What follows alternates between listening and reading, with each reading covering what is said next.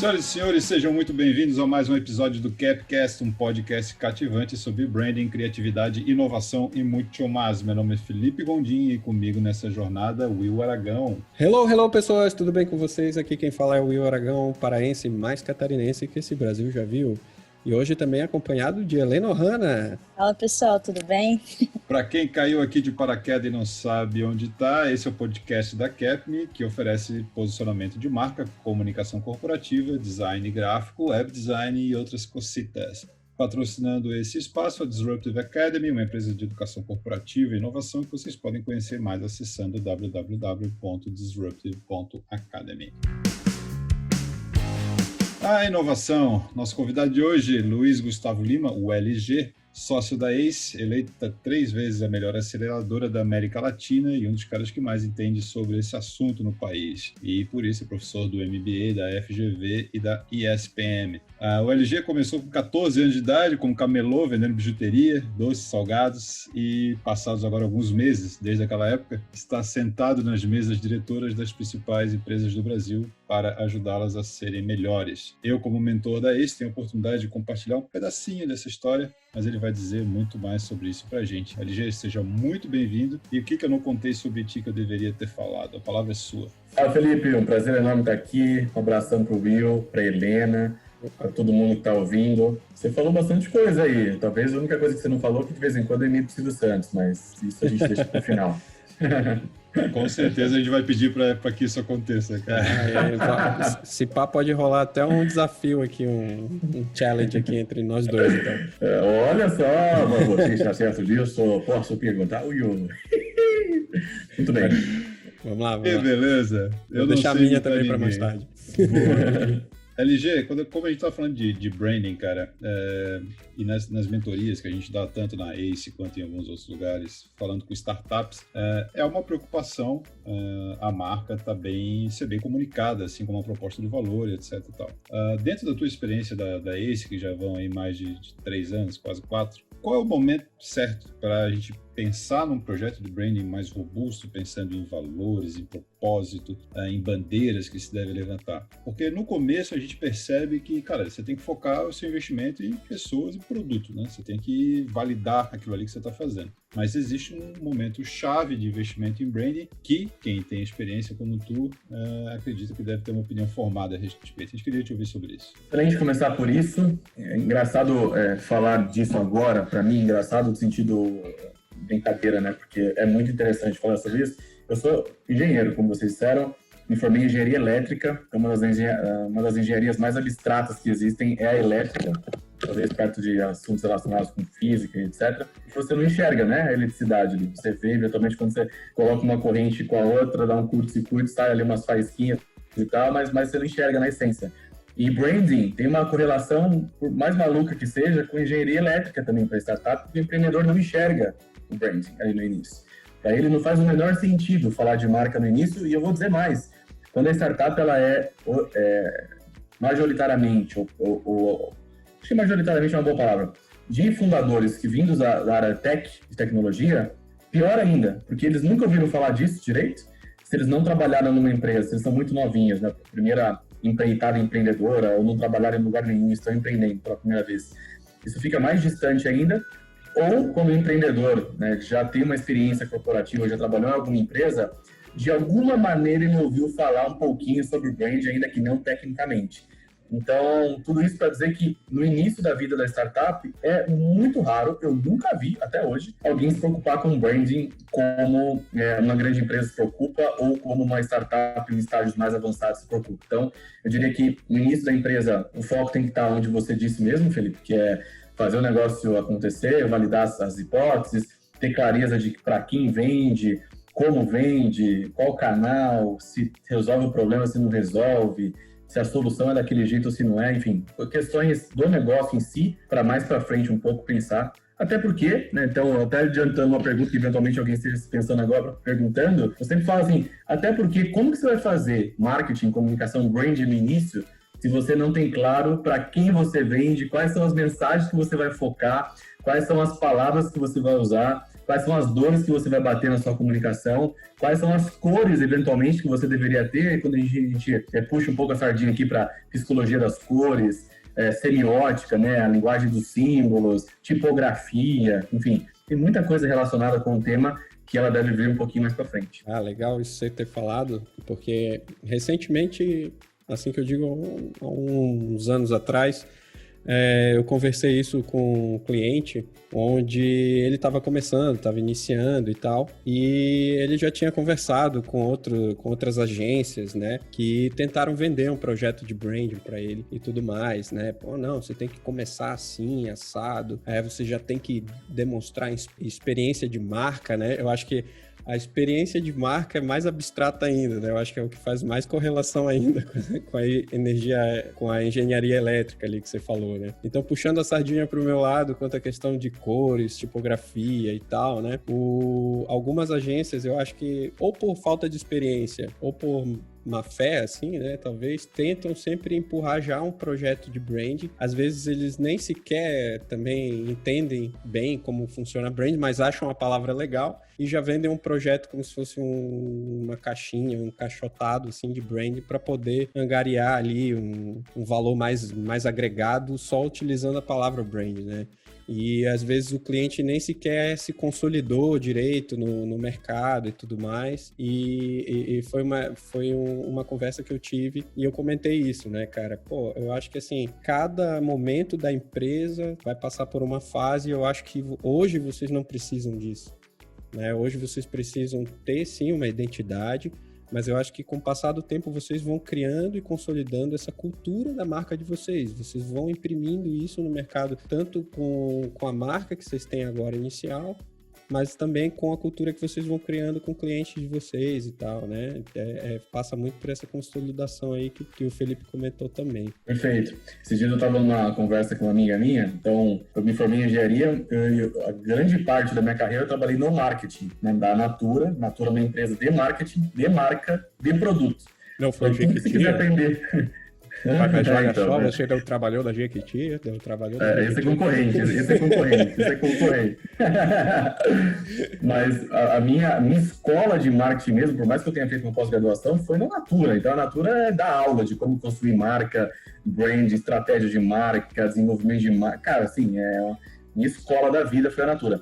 Então, eu estava conversando com uma amiga, que não era da Natura nesse caso, mas só para explicar que o mundo corporativo roda em outra frequência. Ela falou, não, LG, me ajuda a trabalhar em startup. Eu falei, mas o que você quer fazer? Não, eu sou gerente de marketing aqui onde eu tô. Ela falou numa empresa lá. O que você faz aí? Ela falou, não, eu cuido da comunicação das marcas, cada marca tem um jeito de ser. Ela começou a puxar um pouco para os arquétipos da marca. Não, tem o mago que fala de poder, o herói que é excelência e tal. Eu falei, interessante. Eu falei, o que você sabe sobre marketing digital? Né? Você sabe um pouco sobre SEO, você sabe como montar um funil de leads, para depois conectar com vendas SQL, MQL. Ela, não, para. Volta 3 casas que eu me perdi lá atrás. Calma, volta.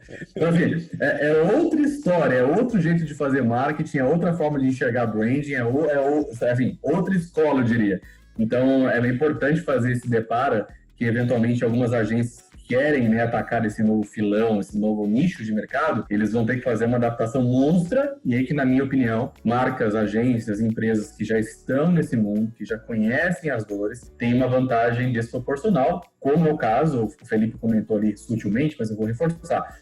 Eu entrei na ACE em janeiro de 2017, um pouquinho depois o Felipe já entrou. A gente montou um programa de mentoria com o Google. O Google nos escolheu aqui no Brasil para ser o parceiro oficial do Launchpad, que é um programa que tinha lá no Vale do Silício. Eu fui para lá, assinei contrato com eles, levei o que a gente fazia daqui para lá. Os parceiros do Google no mundo todo ficaram super surpresos, do tipo, caramba, vocês estão fazendo coisas de classe mundial lá no Brasil. E muitas coisas que a gente fazia e faz aqui acabou influenciando muitos dos parceiros ao redor do mundo. Uma das coisas é isso. A gente não incentiva o empreendedor a investir em marketing no começo, porque a gente sabe que não precisa, não dá, e sim depois. E para mim, isso, no caso aqui que eu estou puxando a sardinha para o Felipe, para vocês, não é à toa, é porque, na minha experiência, quem tem experiência com isso no dia a dia tem diferencial e tem vantagem desproporcional em relação a quem não viveu o dia a dia de uma startup. É fato, cara. Eu tive a oportunidade de coordenar o marketing da Exact Sales. A gente entrevistou aqui o Theo Orozco em alguns episódios atrás. E eu entrei exatamente no momento do segundo aporte na Exact, né? A Exact estava prestes a receber o segundo aporte. E daí ela recém tinha investido no projeto de branding para que a cultura que o Will falou, né? Porra, o Theo veio com a primeira mesa diretora ali, né? Os primeiros, além dos sócios, os primeiros gerentes, e ali a cultura estava muito, muito forte, né? Daí quando entra o primeiro investimento, dá aquela descolada que é a primeira contratação em massa. Ali, para a gente vê em muitos casos que é um momento, talvez não ideal, mas é um bom momento no primeiro trabalho de branding para que internamente essa cultura seja compartilhada, né? É muito mais ainda para interno, para a empresa crescer com os valores muito bem comunicados, os acordos muito bem claros, e para a primeira escalada, pegar o primeiro elevador ali para o segundo andar, a promessa de marca seja clara também. Mas daí já com um aporte financeiro, já com alguma substância a mais. Uma rodagem grande. Justamente, já tem algumas dezenas, centenas de clientes rodando, né? Já tem algum caminho. LG, dito isso, o propósito, pelo menos do meio do jeito que a gente entrega branding, o propósito é a grande entrega de um projeto de branding, né? A gente descobrir esse propósito e comunicar, verbalizar esse propósito. A partir do momento que isso tá claro, essa razão, esse sonho, né? Se é alguma coisa transformadora e massiva, a inovação acontece para pavimentar o acesso para que a empresa chegue a esse lugar transformador massivo de uma forma mais rápida, barata, eficiente, né, o que a inovação faz. Então, basicamente, a gente, como uma empresa de branding que entende de startups, que entende de inovação, que entende algumas outras coisas a mais, a gente entende que o propósito acaba liderando a inovação nesse sentido, né? Esse propósito transformador massivo é o que faz com que a inovação tenha um caminho claro, ou como o Clay Christensen dizia, entender o job to be done é o que torna a inovação previsível, né? Comenta um pouco sobre isso, sobre o que tu vê nas startups aceleradas e cuidadas pela ACE. As que têm propósitos se dão melhor, são mais inovadoras? Isso é uma relação direta? Não é? O que tu vê sobre isso? Tem bastante coisa aí. Tem bastante coisa aí. Bom, acho que a primeira coisa que vale a pena citar, aproveitando parte do que você disse, é o seguinte: aquilo que a gente faz, né, aquilo que as nossas ações, a forma que a gente conduz, o nosso jeito de ser, isso faz beber, né? É uma espécie de fonte que quem bebe dela acaba criando o que a gente chama aqui de cultura, por exemplo, né? Então, quando a gente fala de marketing, cultura, que é o ponto que você trouxe, a gente está falando, na real, daquilo que eu faço, daquilo que eu sou, do meu jeito de ser. E por que eu estou dizendo isso? Porque já eu vou emendar na resposta completa, mas eu quero fazer essa observação. O Ben Horowitz, que é um dos maiores investidores do mundo, lá da E16Z, né, da Andreessen Horowitz, escreveu um livro que é What You Do Is Who You Are. Então, esse livro é bem interessante porque ele fala que aquilo que você faz é quem você é. E tem uma frase lá que é assim: The difference between who you are and who you want to be is what you do. Então, a diferença entre aquilo que você acha que você é, aquilo que você é, aquilo que você faz. E isso é cultura. Isso é marketing também.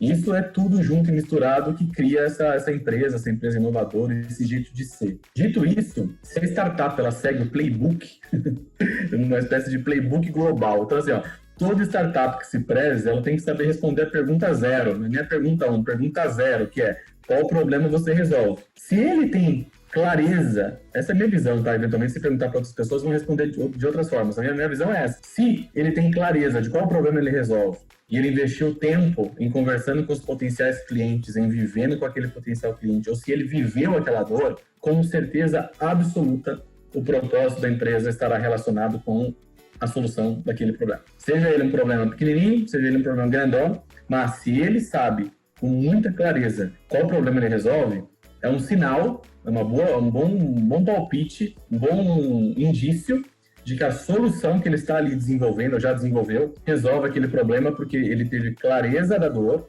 ele investiu tempo em conversar com as pessoas, em validar hipóteses, em validar algumas, validar outras, escolher aquelas que mais pareceram problemáticas e a partir disso ele foi iterando, foi crescendo, foi se desenvolvendo, e a solução dele endereça aquele problema de uma maneira inovadora e ele satisfaz, ele gera valor de ponta a ponta na jornada do cliente como um todo. Se isso que eu acabei de dizer fez sentido, para em pé, está acontecendo, é quase que orgânico ele sentar, por exemplo, com vocês e discutir sobre o propósito da empresa dele, porque ele seguiu a linha lógica de criar uma startup hoje. Então, se a gente pegar aqui a Exact Sale, que você ajudou em um determinado momento lá, o que ele faz? A proposta dele é fazer com que você venda mais e melhor, baseado em metodologia, em ferramentas, em técnicas, em approach, em consultoria. Ele tem uma solução completa para te ajudar. A solução dele vale para a Gerdau ou para a Natura? Acho que não. A solução dele vale para a startup que começou ontem? Não. Mas ele tem ali um ICP, né, um Ideal Customer Profile muito certo, que ele é a estrela, o North Star, né? O Tim Cook, que é o CEO da Apple, ele gosta de usar essa expressão, que é o North Star. Qual que é a sua estrela norte? Ele com certeza tem. Assim como o Nubank tem. E eu gosto sempre de usar o exemplo do Nubank, porque a gente teve com o Davi Vélez um tempo atrás, e ele estava falando, né, que ele é um colombiano que trabalhava no Vale, veio para o Brasil, trabalhava no Venture Capital já, e ele teve uma experiência péssima com o Banco Brasileiro, sabendo do mercado potencial que tem 208 milhões de habitantes, dos quais 50 milhões são desbancarizados. Legal, tem um mercado potencial grande. Quando a gente pensa aqui bem em cabeça de business, qual que é o TAM Samsung, né? Qual que é o total do mercado, qual que é o mercado que eu consigo endereçar aqui. Mas quando ele coloca na perspectiva de problema, o brasileiro super mal atendido. Você entra lá no Reclame Aqui, uma das principais reclamações que tem ou é assinatura de TV, alguma coisa do tipo, ou é banco. Então, baita problema com atendimento e quem aqui gosta de pagar taxa, né? Cartão de crédito, por exemplo. Então, ele foi tão simplista quanto resolvo o problema do atendimento e resolvo mercadologicamente a questão da taxa. Hoje o Nubank, 7 anos depois, tem 25 milhões de clientes, ele é um challenger do mercado, desafia os bancões, resolvendo um problema crônico, que é atendimento. Então, você vai lá perguntar para o Nubank, qual que é o seu propósito? Meu propósito é proporcionar para os brasileiros não só saúde financeira, o conhecimento sobre as suas próprias finanças, porque ele faz isso a partir da plataforma que ele tem, mas principalmente a partir de um atendimento Disney, que eu gosto de dizer que o Nubank tem, proporcionar para a gente uma experiência com o banco, com serviços financeiros, que até então era inexistente, e a partir disso vem a cor roxinha, o atendimento que fala de uma maneira super descolada, mandar presente para os clientes e o cliente postar no Instagram. Cara, tudo deriva disso. E aí, na minha visão, essa é a receitinha de bolo aí que funciona.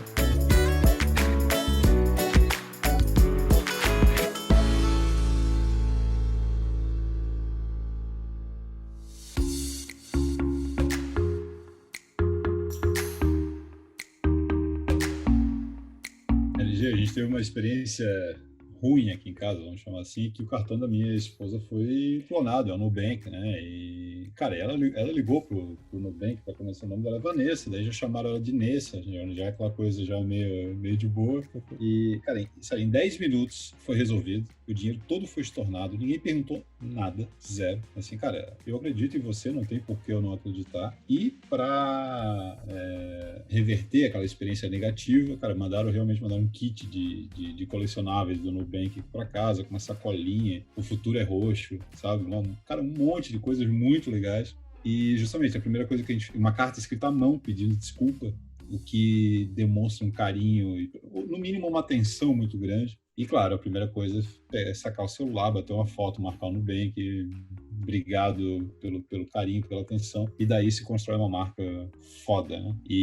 Mas vamos extrapolar, Felipe. Desculpa te atrapalhar. Termina que eu já coloco a extrapolação. Claro. E pegando o que você falou sobre a entrega de valor no começo da Nubank, é o conceito básico da disrupção, né? É entrar no mercado oferecendo serviço bom o suficiente, mas extremamente direto ao ponto, resolvendo o valor que o público quer que seja resolvido da forma mais simples, mais eficiente possível, atingindo um mercado que estava sendo mal atendido ou não atendido e que sonhava com uma solução muito mais adequada à sua experiência. Bom, perfeito. Esse complemento seu está super em linha com o que eu ia complementar aqui para quem está ouvindo desenhar, né, mentalmente o que a gente quer dizer aqui. Um banco tradicional ou uma empresa tradicional, o que ela faz? Ela tem um SAC, um serviço de atendimento ao cliente lá, que ela, 99% das vezes, ela terceiriza para essas empresas que são especializadas nisso. Essas pessoas não conhecem o dia a dia da empresa, elas não vivem o dia a dia da empresa, mas existe um esforço grande de treinar essas pessoas, tentar levar para elas um pouco da cultura, etc. Isso existe.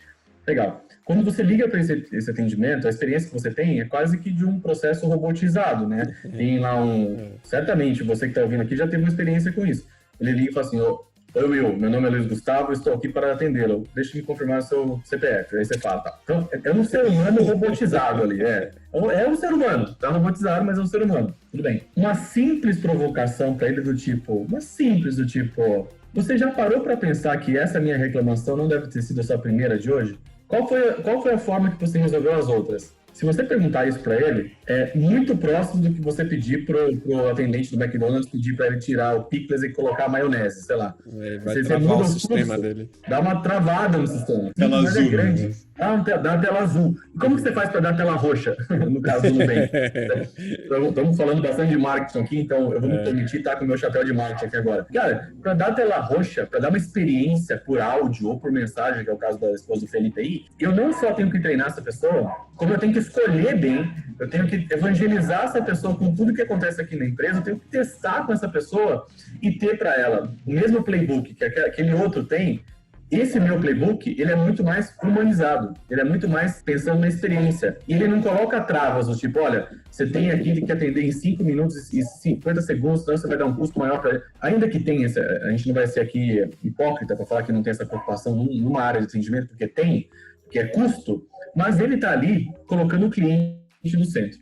E o fato dele colocar customer centric no negócio muda tudo. Porque o atendente fica mais à vontade para ele ser quem ele é, ele fica mais à vontade, se ele tem sotaque, para usar sotaque, ele fica mais à vontade para ir mais para lá ou mais para cá, diante daquele roteiro que ele tem que seguir. Então, o ponto é o seguinte, eu não estou aqui para te atender sistematicamente, eu estou aqui para resolver o seu problema. Isso é colocar o cliente no centro. E quando a gente expande o conceito, na minha visão, eu li há algum tempo atrás a biografia do Sam Walton, do Walmart, e eu fiquei com isso na cabeça desde quando eu li. Eu acho que se ele não foi o pai, ele está muito próximo ali na família que criou o conceito de cliente no centro. Porque ele sempre foi customer centric. Hoje em dia, quem levanta essa bandeira de uma maneira muito clara é o Jeff Bezos da Amazon. Inclusive, se você entrar no site da Amazon, tá lá, colocar o cliente no centro, a experiência do cliente, resolver o problema do cliente. Então, a gente está dando 2 exemplos aqui, mas certamente isso se aplica a todo tipo de negócio. Você falou da Amazon agora, cara. Eu tive a oportunidade de ano passado, quando eu estava em Berkeley, eu visitei a Amazon 4-Star, que é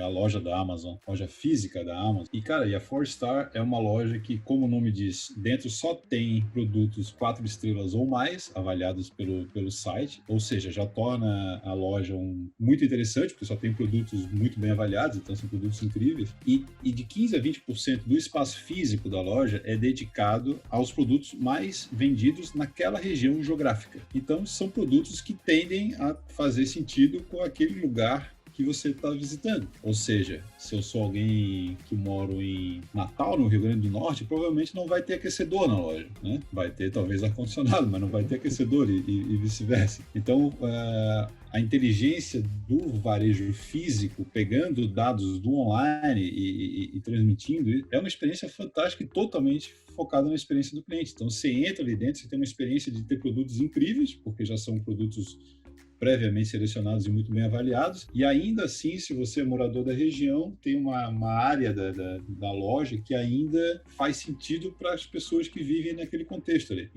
e não aceita dinheiro. Eu fui na loja para gastar o resto do dinheiro que eu tinha da viagem, era o último dia de viagem, e fui pagar com dinheiro, e a loja não aceita dinheiro, só aceita cartão de crédito. E eu assim, que foda, que incrível que é isso aqui, que experiência do caralho. E daí eu voltei e eu lembro que eu fiz uma postagem no Facebook, no LinkedIn, foi uma das mais curtidas minhas até hoje, contando sobre essa experiência, muito legal. E LG, você falou ali do Nubank, sobre os colaboradores poderem ser mais livres, ter seus sotaques, seus jeitos de ser respeitados, fazendo com que a empresa seja ainda mais incrível por isso. A diversidade nos últimos meses aí tem sido um tom bastante forte, especialmente agora durante a quarentena, que aconteceram diversos episódios tristes, né?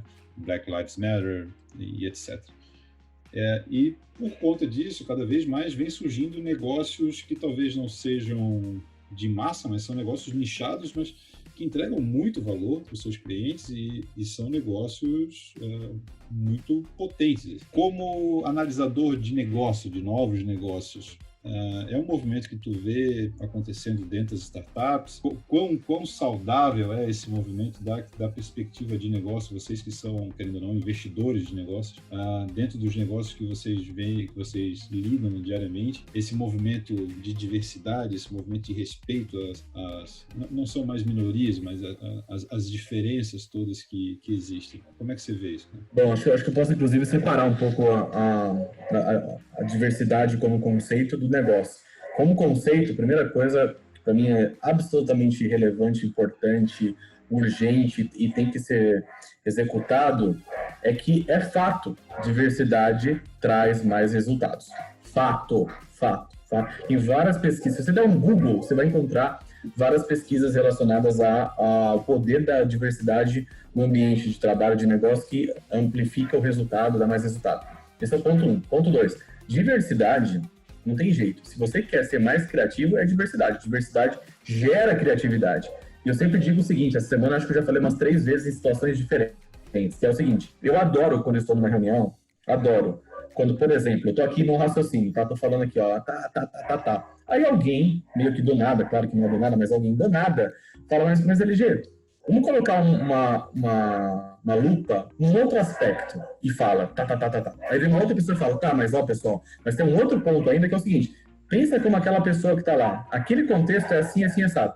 Só aqui, vocês ampliou a discussão para outras 3 perspectivas, para outros 3 pontos de vista que são tão diversos que seria impossível eu falar daquela forma, daquele jeito, com aquela eloquência, com aquele embasamento. Porque eu não tenho aquele repertório, eu não vivi aquilo que aquela pessoa está falando, eu não estudei daquela forma e eu nunca estive lá. Então, só para mim, isso aqui é um exemplo do tipo, quando você cria um ambiente aberto, saudável, de segurança psicológica, onde as pessoas podem ser quem são, elas naturalmente trazem, né? Ela reverbera, ela nutre, ela nasce uma diversidade genuinamente verdadeira para que colabore na discussão, gere valor, ajude a gente a expandir o raciocínio na técnica de divergir para convergir. Quanto mais você tem elementos na discussão, maior a probabilidade de você encontrar um caminho, dado que você está saindo do seu umbigo centrista, estou focado no meu umbigo, para o customer centrista, e colocando no lugar do cliente nas suas maiores variações possíveis. Então, para mim, diversidade tem um papel absolutamente fundamental para a criatividade e inovação. Dito isso, me parece que o movimento que as startups proporcionaram, que eu gosto de chamar de a revolução das startups, de atacar um problema real, criar uma solução inovadora, sonho grande, escala rápido e começa pequeno, o mundo está cada dia mais olhando para isso, aprendendo com essas empresas, com esses empreendedores e praticando. Por que eu digo isso? A Amazon foi criada pelo Jeff Bezos em 1994, o Google em 1998. Essas empresas sobreviveram ao crash lá da bolsa dos anos 2000, que é como que chama em inglês? A bubble, bunker rut lá, quebrou tudo, né? A bolha dos anos 2000 lá da internet, deu pau geral, um monte de empresa faliu, quebrou, mas algumas continuaram, por exemplo, estou usando aqui Amazon e Google, e muitas outras surgiram. Você pega, a gente viveu a Revolução Agrícola, que o homem, né, o Homo sapiens passou a plantar, colher, comer daquilo, viver daquilo. Depois veio a Revolução Industrial, máquina a vapor, indústria. Henry Ford lançou o Ford T, o primeiro carro do mundo. Depois a gente começou a industrializar, processualizar tudo que poderia construir, fazer. E a gente hoje continua em meio à Revolução Industrial, porém em meio a uma revolução digital, numa era, numa sociedade de muito mais acesso a conhecimento. Qualquer pessoa hoje que queira, que tenha vontade, pode estudar, pode se desenvolver, pode aprender muita coisa grátis.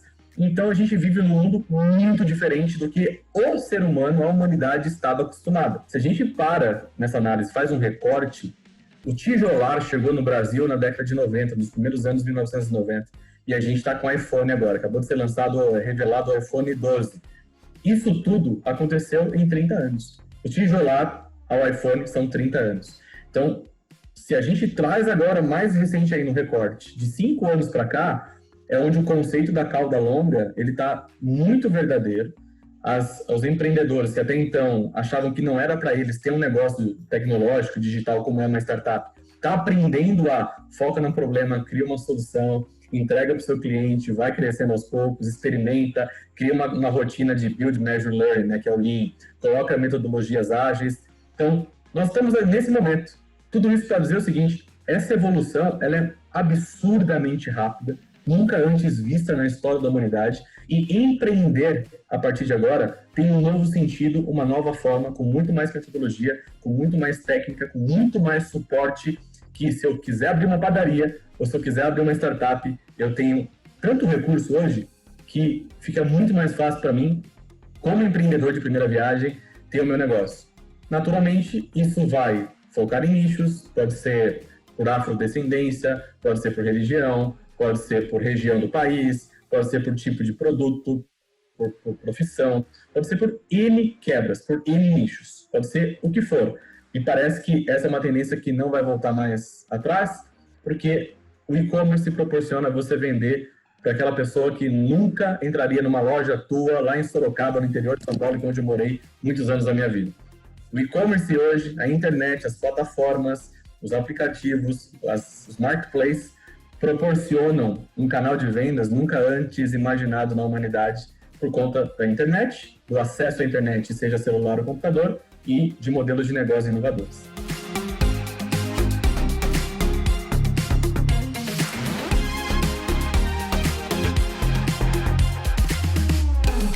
Luiz, é interessante ver você comentando sobre a questão da diversidade na equipe e como isso identifica essa sensibilidade, ela abre espaço para identificar essas dores que talvez outras pessoas meio que sozinhas não conseguiriam identificar. E eu queria saber, assim, de ti, como é que isso é trabalhado na ACE? Vocês têm métricas internas sobre o assunto? Como que vocês tratam esse tipo de situação? A gente tem uma cultura forte, assim, né? Quando eu vim para a ACE, eu acho que eu já até disse aqui já mais cedo, mas em janeiro de 2017 eu saí da Natura, fiquei 7 anos lá, pedi demissão da Natura, vim para a ACE tinha 12 pessoas, isso em janeiro de 2017, 12. Hoje a gente está com mais de 80 pessoas e se juntar todo mundo que trabalha com a gente passa de 100 pessoas. Então, naturalmente, a empresa cresceu muito em 3 anos e ela já é uma outra empresa, né? É uma coisa você ter a sua cultura ali forte com 12 pessoas, que o seu staff meeting, né, o seu all hands, a sua reunião com a empresa toda, se dá numa sala, num quartinho, e agora a gente precisou, a última reunião nossa teve que ser num auditório enorme, e agora mudou muito, assim, o modus operandi mudou muito. Então, naturalmente, uma empresa de alto crescimento, como é o nosso caso, a gente tem que guardar muito o que a gente chama de ACE Code, né, que é o nosso código de valores e tudo mais. Então, para vocês terem uma ideia, os valores que a gente tem lá na ACE, e a gente prega isso semanalmente nas reuniões, a gente tem rituais de trabalhar os valores, são atitude pró-empreendedorismo, que tem a ver com estar consciente com atitudes e comportamentos, colocando o cliente no centro com a cabeça de dono, né? Por isso que não é atitude pró-empreendedor, é pró-empreendedorismo. Ser o melhor do mundo, então todo e qualquer ACER, ele deveria, por pressuposto, né, por conta dos valores, estudar, trabalhar para ser o melhor naquilo que ele faz. Data First e Pareto Lover, então a gente é absolutamente orientado a dados e foca naquilo que é importante. Dono do próprio caminho, então hoje mais cedo eu estava numa reunião falando sobre isso, que é ter clareza daquilo que vai fazer sentido para mim. Eu não vou esperar alguém chegar para mim e falar assim, olha, esse aqui é o seu plano de carreira, vai lá e faz. Não, você é dono do seu próprio caminho, você que faz. A época da carreira vertical está acabando, agora a carreira é horizontal, é vertical, é transversal, você que dita o tom da sua carreira aí. Franqueza em qualquer situação, que tem a ver com o ambiente, segurança psicológica, de cada um ser quem é, e aqui entra muito a diversidade também, de as pessoas sentirem a vontade para serem quem são, independente de religião, credo, sexo, orientação, enfim, eu não sou especialista no tema, então posso cometer algum equívoco aqui, mas acho que vocês entenderam. Hospitalidade, que a gente coloca isso uma importância muito grande de tratar bem as pessoas, independente de quem seja, ter uma excelência no relacionamento, independente de quem seja, e diversão. Então, a gente viu emergir naturalmente do nosso time a busca por comitês internos de diversidade. Interessante isso, os próprios ACERs começaram a criar comitês de diversidade, que a gente, como sócio, a gente apoia demais a conta, E uma curiosidade, trazendo um pouco de números para essa discussão, quando eu entrei, basicamente só tinham homens na empresa, tinha uma ou duas meninas. E o grupo de startups que estavam sendo acelerados era majoritariamente masculino. Porque esse ecossistema de startup, vocês sabem, ele é muito masculinizado, né? É muito homem envolvido. E as meninas têm várias iniciativas, desde grupo Rede de Mulher Empreendedora da Ana Fontes, até enfim, tem vários grupos, não vou cometer aqui nenhuma injustiça, mas tem várias iniciativas sendo feitas para trazer mais mulheres para esse ecossistema. Então, no nosso caso, hoje, a gente está em quase 50% entre homens e mulheres do nosso time, quase 50-50, que a gente fez um esforço de trazer mais mulheres para o time, e as startups dependem muito mais do mercado do que da gente, mas a gente já vê um esforço e uma presença maior de mulheres co-founders, né, participando dos negócios. Muito legal. Legal, cara. Eu acho que nem a gente falou antes, se tiverem 10 pessoas pensando igual, acho que 9 são desnecessárias, né? Eu falei isso em outro episódio nosso. Essa diversidade, seja geográfica, né? Por exemplo, aqui nós estamos em 3, a Helena... Eu sou de Floripa, o Will é do Pará, a Helena já é mulher. Eu sou de Jaraguá do Sul. Com uma cultura completamente diferente, já mesmo dali de onde o Felipe está, já também. Então, dentro da mesma equipe, a gente já consegue ter visões absurdamente diferentes. Tipo, eu comendo açaí com guaraná doce, o Will come açaí com farinha. Tapioca. Açaí com camarão, e é completamente diferente, hein?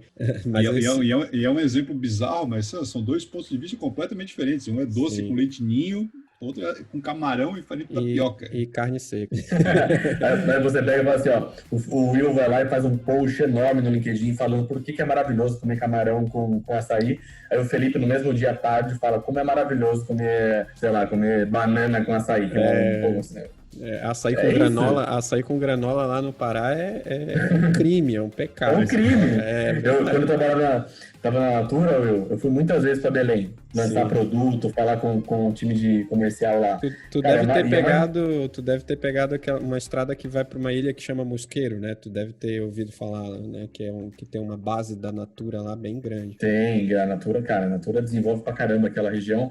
Agora, para mim foi uma experiência de vida, aproveitando o ponto que vocês trouxeram, saber a diversidade, por exemplo, gastronômica daquele lugar. O brasileiro que não viaja, né, que não conhece, que infelizmente não é todo mundo que tem a experiência de ir para lá, ele não tem noção que no país ele tem uma diversidade gastronômica que muitas vezes algumas pessoas vão para outros países em busca dessa experiência, sendo que a gente tem dentro do próprio país. Com certeza. E aproveitando para falar de diversidade, já que a gente puxou esse campo, essa situação da região, né, e até a questão de representatividade que eu enxergo lá no meu estado, é realmente uma questão de cultura que a gente acaba se sentindo um pouco subjugado em relação a algumas situações. O que acontece, né, como aconteceu com minorias, com pessoas negras, com homossexuais e coisas assim, aconteceu em um determinado ponto da sociedade. Hoje a gente vem questionando tudo isso e o paraense em si, em algum momento da vida, também se sentiu assim, né?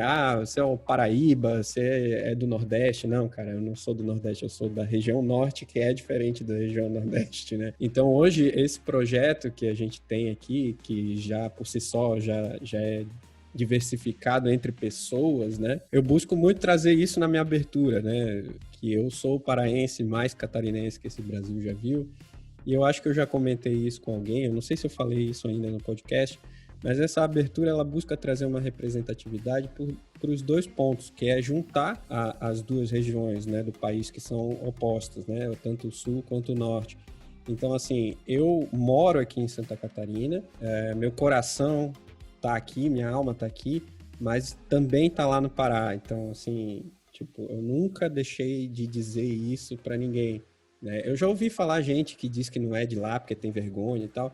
Isso tudo é balela, assim, sabe? São pessoas que não sabem se posicionar, que tem medo da diversidade, medo desses preconceitos, né? Eu também ouvi muito lá no Pará, quando eu disse que eu ia morar para Santa Catarina.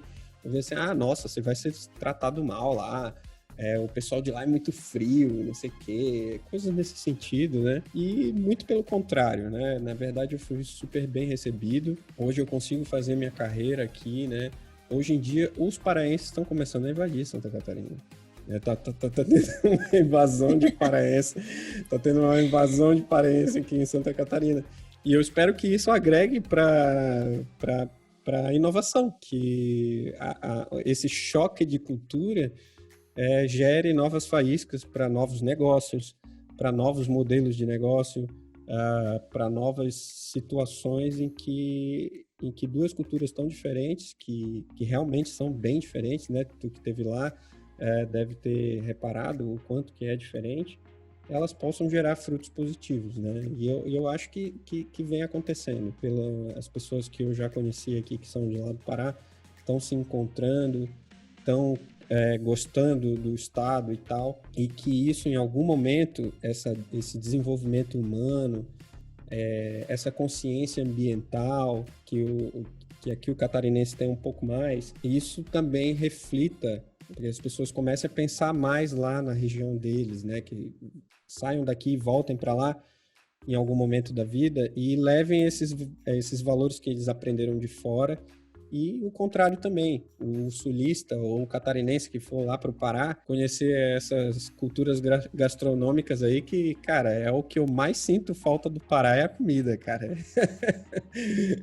É o açaí com camarão, né? É o açaí com camarão, é isso tá voltando. Açaí com camarão, é isso aí mesmo. O pessoal não tem nem noção, às vezes, do quanto que é diferente, cara.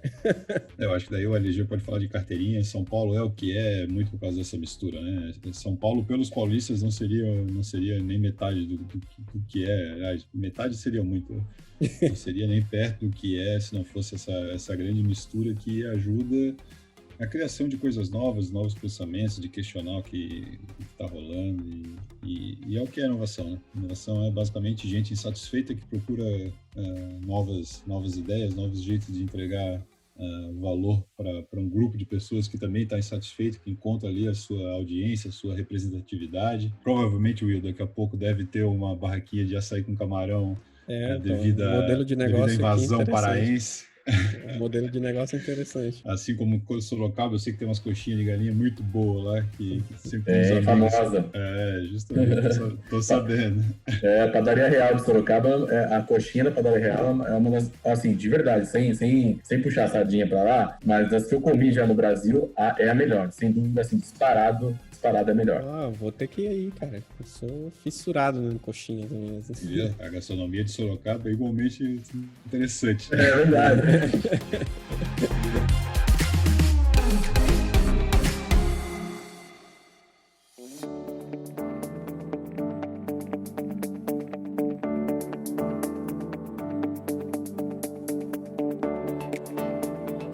LG, cara, obrigado pelo papo, obrigado por ter aberto teu pensamento sobre os assuntos que a gente do lado de cá, do lado de quem trabalha com branding, a gente entende que o nosso negócio de certa forma intangível, não é visto como a eletricidade que tu comentou, mas por outro lado a gente também percebe que no longo prazo, e isso é uma coisa que você só consegue perceber a médio e longo prazo, isso faz uma diferença muito grande na forma como você se posiciona, na forma como você se comunica. Isso a gente fala tanto de empresa quanto de pessoas que têm um posicionamento muito claro. Personal branding também é muito importante, e a gente muitas vezes vê uma pessoa que deu certo na vida, né? A gente tem a mania de julgar as pessoas, mas geralmente são pessoas que têm um posicionamento muito claro, têm um respeito, sabem lidar com situações de uma forma mais clara.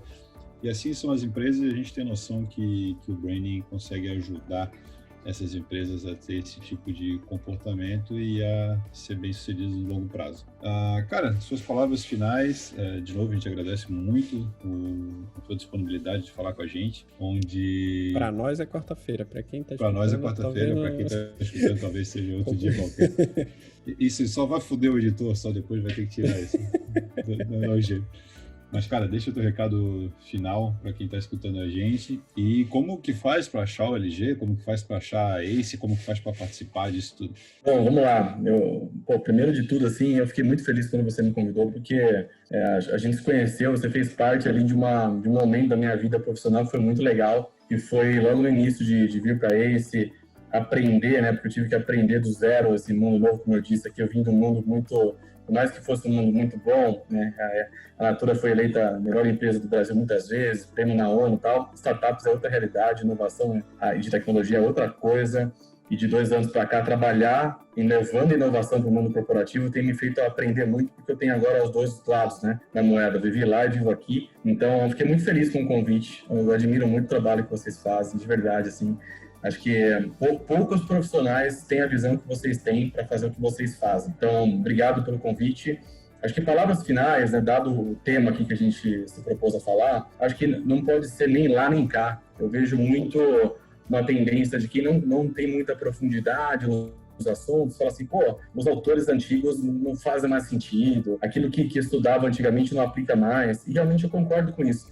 Mas o base, o cerne ali da questão, ele não muda muito. Então, se você ler, sei lá, 10 livros de negócios, ou 10 livros sobre a vida, ou sobre carreira, o cerne ali, o eixo central, a espinha dorsal, vem lá da Grécia Antiga, dos filósofos clássicos, ele vem de Peter Drucker, ele vem do Kotler, não tem muito o que florear. Então, existe se você quer aprender de verdade, quer estudar de verdade, minha sugestão é leia os clássicos, né? Leia quem passou por isso numa época que nada disso existia, mas também leia os novos. Então, eu gosto muito de colocar essa perspectiva, porque tem que ter base para falar e para viver e para praticar, porque quanto mais repertório você tem, melhor você faz, né? Então, por exemplo, ano passado, que eu liderei o marketing aqui da ACE para fazer o turnaround do posicionamento, eu li uns 15 livros. Tudo assim, tipo, desde Kotler, a Bíblia de Kotler, lá que é enorme, até livros novos. Então, eu queria deixar uma dica de livro que, de todos eles, o que eu mais gostei é um chamado How Brands Grow, do Brian Sharp.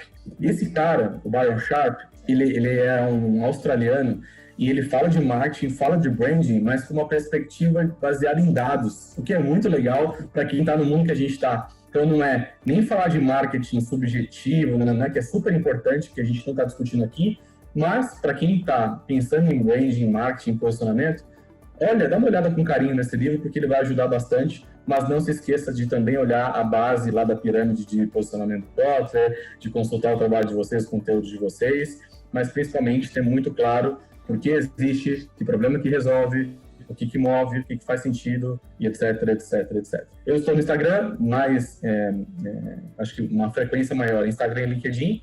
Então é Luiz Gustavo Lima, Luiz com S, nos 2. No Instagram é LG, Luiz Gustavo Lima, e no LinkedIn é Luiz Gustavo Lima. Mas olha só, então tá certo, LG. Vem pra cá, esse LG é o quê? Aquela televisão que você... Aquela televisão tem na minha sala, LG... Então vem pra cá, LG, eu quero agradecer, muito obrigado. Vai pra lá, vai pra lá. Agora o Will vai ficar vendo televisão e lembrando de ti, agora ad eternum agora. Agora eu vou olhar pra televisão, eu vou olhar, deixei aqui. Mas vem da onde? Vem de eu não posso Sorocaba.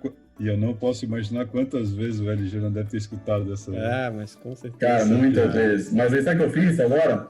Faz um tempo já. A pessoa pergunta, pô, mas LG é Life is Good. Life is Good. Life's Good. É isso aí. E é legal, eu conheço os livros do Byron Sharp, How Brands Grow, e a tagline dele é What Marketers Don't Know, né? O que os marqueteiros não sabem, né? Então, exato, é isso aí.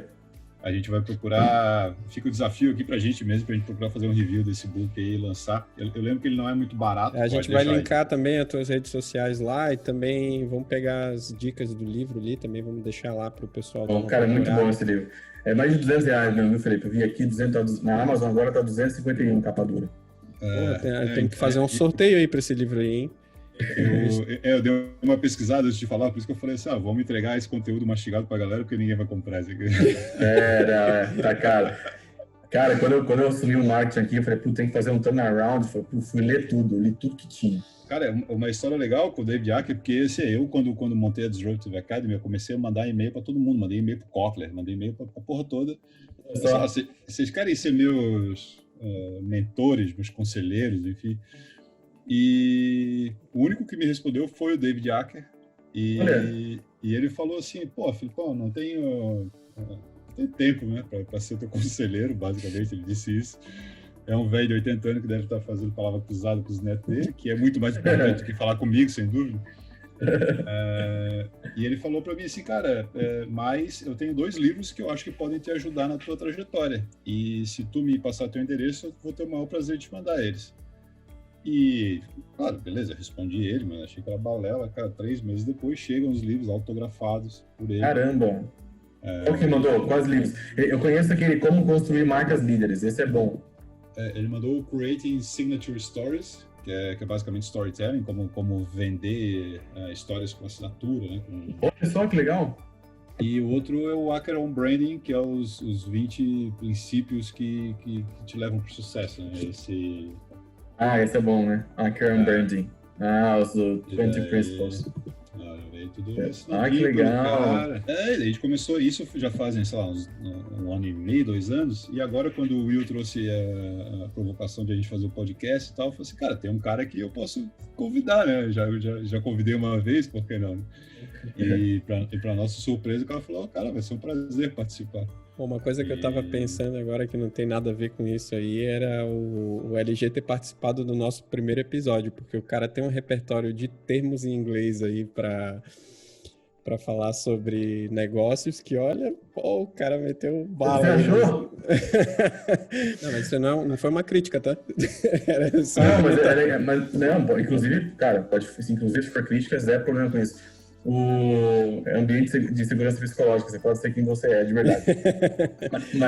mas sabe uma das coisas que as pessoas mais dão feedback quando vem pra Ace cara, vocês falam muito grego, não entendo nada que vocês falam, demorei 1 mês pra entender o que vocês estão falando. E eu tenho um cuidado enorme de não soar assim, e se pareceu pra você, é sinal de que algumas coisas que eu falei aqui, elas não são tão óbvias, né? Não, mas... O que, por exemplo, que você pegou, que você falou, o termo inglês aqui, o que, por exemplo? Não é que, na verdade, não é que parece estranho, né? É porque, na verdade, essa discussão que a gente teve antes, ela envolvia justamente se a gente devia ter ou não moderação em usar esses termos, porque tem gente que critica, né? Por isso que eu falo assim, não foi uma crítica, né? Conversei com o Felipe para a gente produzir um conteúdo com base nisso, e eu fui lendo alguns artigos, e uma das principais frases dos artigos que eu estava lendo que me marcou, defendendo a implementação de termos em inglês, é que o mundo não é o Brasil, entende? Então, assim, para gente que trabalha com diversidade, para gente que trabalha com tecnologia, para gente que trabalha com inovação e comunicação, nada mais justo do que você ter esse mix e esse desenvolvimento da língua. Eu acho que torna até uma evolução, sabe? E para pessoas que estão dentro do meio empresarial, você precisa entender o inglês, você precisa saber o inglês. E até esse episódio, só para você ter uma noção, foi um impulsionador para eu começar a estudar inglês de fato, né? Porque eu não sou fluente em inglês, eu compreendo, mas meu inglês é básico, assim, né? Mas não é tão satisfatório. Então, começando a discutir sobre isso, eu pensei assim, cara, nada mais justo do que eu me estudar e aprender o inglês de fato e me inserir de vez nesse mundo, sabe? Porque, com certeza, o inglês é a língua mais falada no mundo inteiro e te abre portas, sem dúvida nenhuma, né? Te abre portas por aí. E era basicamente isso. Mas tem que cuidar. 98% da população brasileira não entende, não lê inglês, não faz nada em inglês. 98%.